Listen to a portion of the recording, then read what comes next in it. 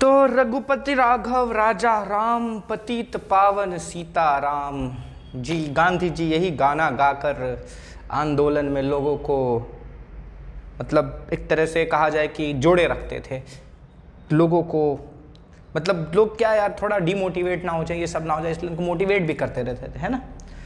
तो हाँ, welcome back मेरे देश के प्यारे भविष्यों।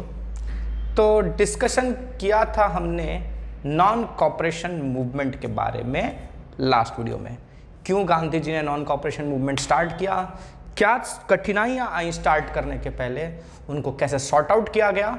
This is all what we discussed in the last session, right. As of today we are going to discuss movement in, अच्छा मैंने बताया था ना शायद आपको, बताया था शायद क्या कि हमने डिस्कस किया था कि मूवमेंट का पर्सपेक्टिव लोगों के लिए अलग अलग था। हर लोगों का अपना अपना कुछ उसमें इंटेंशन था कि लोगों को लग रहा था कि मुझे ये अचीव हो जाएगा, मुझे ये अचीव हो जाएगा, और इस तरह से लोग जुड़े थे। तो वैसे ही अलग अलग जगहों पर भी मूवमेंट का ना अलग अलग मतलब था। शहरों में मूवमेंट का मतलब अलग था, गाँवों में मूवमेंट कुछ अलग तरीके से चला, ठीक है। तो अलग अलग जगहों पर मूवमेंट का अलग अलग रिएक्शन रहा, अलग अलग तरीके से मूवमेंट बढ़ा। तो वो चीज़ें अब हम एक एक करके डिस्कस करते जाएंगे, ठीक है। तो नॉर्मली बता दूं कि देखो, आपने देखा लास्ट वीडियो में कि दिसंबर में जाके फाइनलाइज हो गया कि अब अपन मूवमेंट स्टार्ट करेंगे, राइट। बड़ा प्रॉब्लम वगैरह चल रहा था कांग्रेस के अंदर ही, अंदर अंदर लफड़ा चल रहा था। गांधी जी ने सबको मनवाया होगा, सब आपस में डिस्कस हो गए होंगे, मान लिए होंगे। दिसंबर में डिसाइड हुआ, राइट, क्लियर है। Nagpur session, okay. तो सब होने के बाद मूवमेंट की शुरुआत हो गई जनवरी 1921 में। दिसंबर में फाइनलाइज हो गया, सबको मना लिया गया, रेडी कर लिया गया। जनवरी में ही इस मूवमेंट को लॉन्च कर दिया गया, जनवरी 1921, क्लियर है, ओके। इवेंट्स किस तरह से हुए ध्यान रखना। 1920 दिसंबर में मीटिंग हुई, फाइनलाइज हुआ, जनवरी 1921 में मूवमेंट स्टार्ट हुआ। और आपने देखा कि जो समर ऑफ 1920 उस दौरान गांधी जी और शौकत अली लोगों ने मूव करके पूरे इंडिया भर में घूम के लोगों को मनाया और एक मास सपोर्ट गैदर किया इस मूवमेंट के लिए, है ना। अच्छा, तो आज के वीडियो की अब बात करते हैं। तो टाउन्स में मूवमेंट किस तरह से अनफोल्ड हुआ।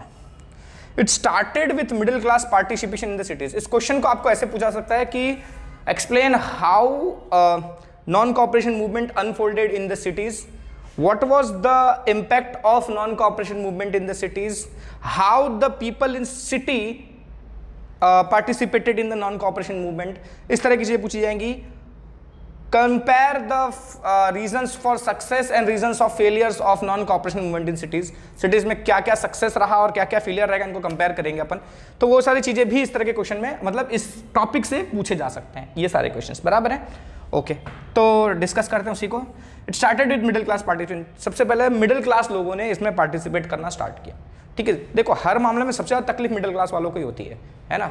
अमीर तो बेचारे, देखो तकलीफ ऐसा नहीं है कि अमीरों को नहीं होती और गरीबों को नहीं होती, नहीं, तकलीफ सबको होती है।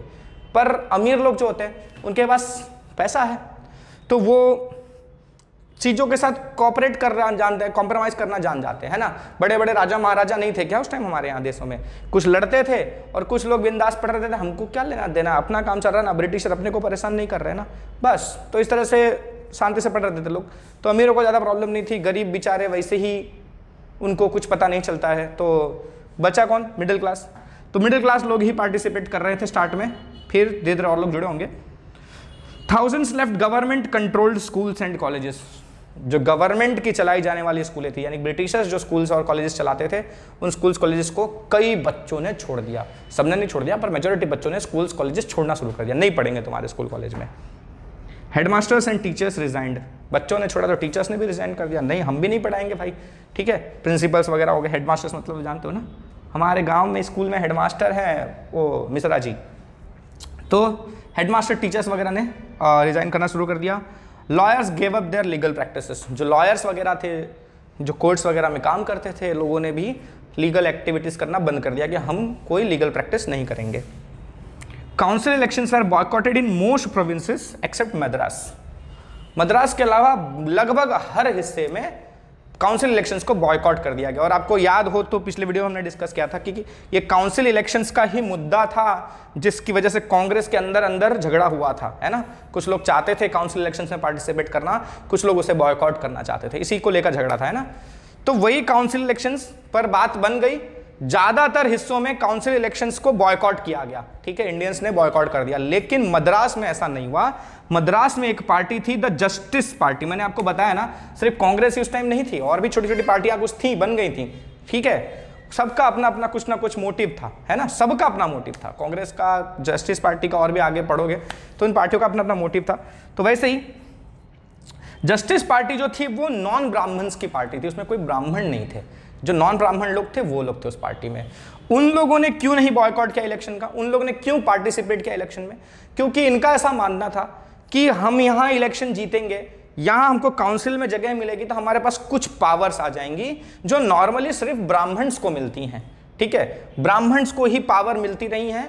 और वो पावर, क्योंकि इस टाइम तो सब बॉयकॉट कर रहे हैं, ठीक है, ब्राह्मण से रिलेटेड जो पार्टियां हैं वो सब तो बॉयकॉट कर रही हैं इलेक्शन, तो बचा कौन? हम इलेक्शन लड़ेंगे, हम जीत जाएंगे तो हमारे पास पावर आ जाएगी, है ना। तो अब तक जो पावर सिर्फ ब्राह्मणों को ज्यादातर मिलती थी वो पावर्स हमारे हाथ में भी आ जाएगी। ये सोचकर जस्टिस पार्टी ने इस इलेक्शन का बॉयकॉट नहीं किया, इन लोगों ने इलेक्शन में पार्टिसिपेट किया, बराबर है। बाकी लगभग सब जगहों पर लोगों ने इस इलेक्शन को बॉयकॉट कर दिया, ठीक है, इसमें पार्टिसिपेट नहीं किया। Okay, foreign goods were boycotted and foreign clothes burned in huge bonfires. जो भी विदेशी सामान थे सबका बॉयकॉट कर दिया गया। जैसे आजकल चाइना का बॉयकॉट चल रहा है ना, चाइना का सामान नहीं लेंगे, वैसे बहुत लोग लेते भी हैं, तो वैसे ही उस टाइम भी होंगे लोग। तो विदेशी सामानों का बॉयकॉट किया जाने लगा। विदेशी कपड़ों का तो ऐसे होलिका बना के जलाई जाने लगी। बॉनफायर समझते हो ना, ऐसे लकड़ी जमा करके जलाते हैं आग वक्त आपने के लिए, ऐसे बड़े बड़े बॉनफायर्स बनाकर फॉरेन कपड़ों को जला दिया गया। कई बार आप वीडियोस वगैरह और ये सब में देखते होंगे, ठीक है, आज़ादी की लड़ाई के टाइम के वीडियोस वगैरह चलते थे, उसमें आपको देखने को मिल जाएगा।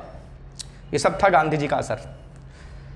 लीकर शॉप्स पिकेटेड, लिकर तो जानते हो ना, हाँ, तो उसकी जो अड्डे वगैरह थे, ठीक है, अड्डा के जो दारू का अड्डा बोलने में कितना अजीब सा लगता है ना, वो लिकर शॉप, हाँ यार कुछ अच्छा है, मतलब आदत है तुम्हारी, अंग्रेजी तुमको अच्छी लगती है। तो लिकर शॉप्स पिकेटेड मतलब जो दारू वगैरह के जो अड्डे वगैरह थे उसको पिकेट कर दिया गया, मतलब उसका घेराव कर लिया जाता है। पिकेटिंग करना मतलब उसकी घेरेबंदी कर दी जाती थी और लोगों को ना अंदर जाने दिया जाता था ना वहाँ से बाहर जाने दिया जाता था। ना आप शराब बेचोगे और ना कोई बाहर से अंदर आके शराब पिएगा, ठीक है। तो इस तरह से घेर लिया जाता था। अब इसको करने का रीज़न क्या था? देखो, इसके 2-3 रीज़न थे। एक तो रीज़न ये था कि इसको बेच के अंग्रेज पैसा कमाते थे, कुछ उनकी गवर्नमेंट की शॉप्स थी, ठीक है। कुछ रीज़न ये था कि गांधी जी ना कहते थे कि ये दारू पीना छोड़ दो। गांधी जी का मानना था कि हमारे देश के बहुत से लोग तो ऐसे हैं जो दारू पी के बर्बाद है, आज भी हैं, आज भी हैं। अब आज गांधी तो है नहीं कि जो रोकेंगे। अच्छा, तो इसलिए गांधी जी क्या करते थे कि लोगों को मनाते थे, और ऐसे जो जुड़े हुए लोग थे ना आंदोलन से, ये लोग है ना दारू वगैरह के अड्डों को घेर लेते थे, अपने लोगों को दारू पीने से रोकते थे कि नहीं तुमको नहीं पीना है, तुम दूर रहो, ठीक है, नशा मत करो।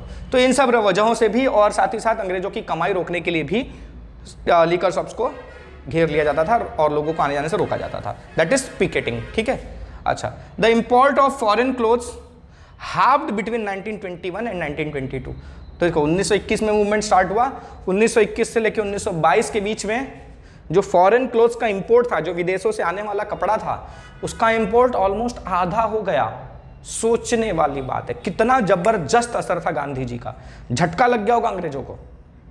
It's value dropping from ₹102 crore to ₹57 crore. देख रहे हो, जब पहले वो इंपोर्ट होता था उसका लगभग 102 करोड़ रुपए का सामान इंपोर्ट होता था विदेशों से, कपड़ा, जिसकी कीमत अब सिर्फ 57 करोड़ तक रह गई। सिर्फ 57 करोड़ का ही सामान इंपोर्ट होने लगा। मतलब इंपोर्ट तभी भी हो रहा था, कम हो रहा था, राइट। बहुत से लोगों ने इसका यूज़ करना बंद कर दिया।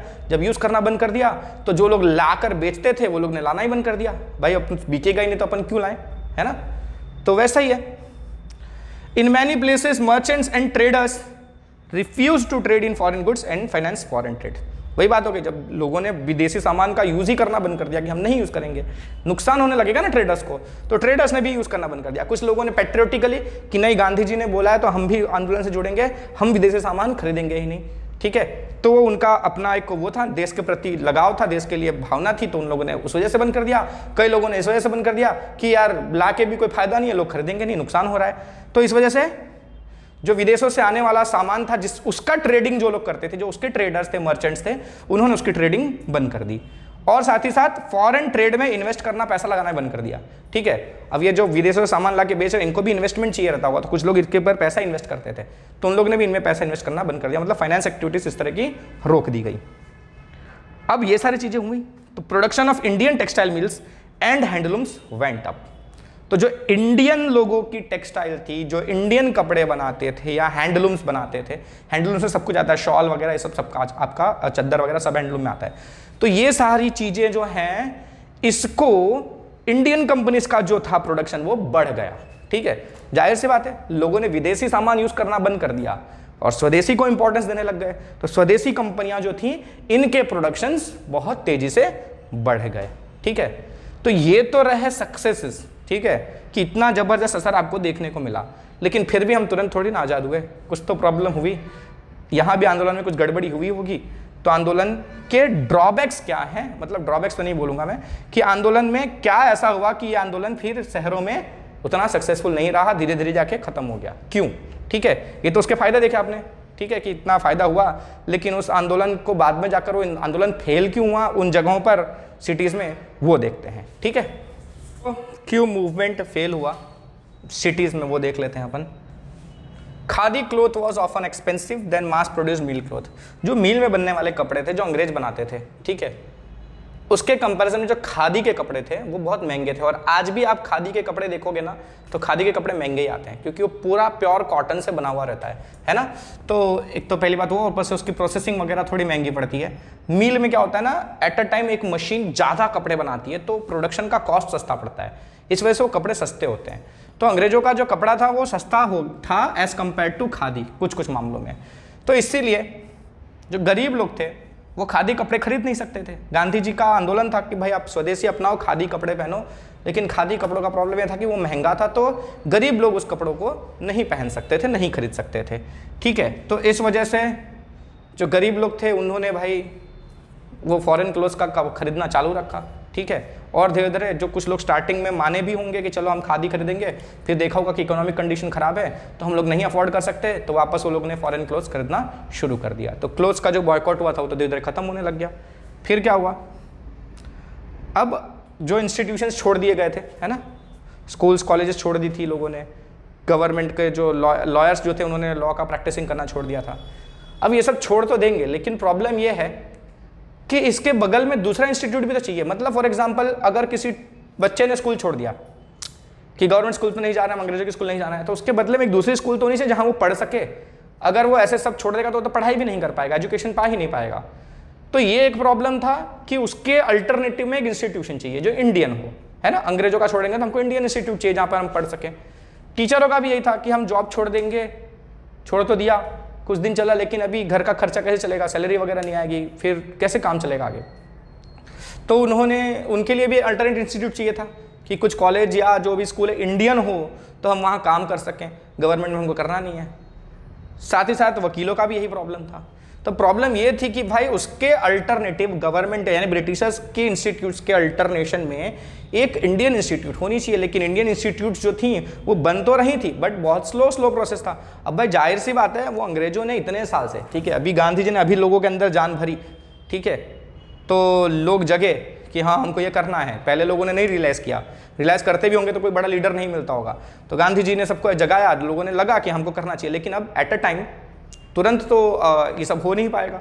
इंस्टीट्यूशन सेटअप की जानी थी लेकिन टाइम लग रहा था, प्लस अंग्रेज उसमें टांग भी अड़ाते होंगे, इंडियंस के इंस्टीट्यूट जो बन रही होंगे इनमें टांग अड़ाते होंगे, जल्दी बनाने नहीं देते होंगे, तो ये भी प्रॉब्लम होगी। तो अल्टरनेटिव इंस्टीट्यूशंस की कमी पड़ रही थी। तो फिर टीचर्स और जो स्टूडेंट्स थे या जो लॉयर्स थे धीरे धीरे मजबूर होके, ठीक है, वो वापस उन कामों को ज्वाइन करने लगे। ट्रिकलिंग लिखा है ना, ट्रिकलिंग मतलब धीरे धीरे वापस ज्वाइन करना, ठीक है।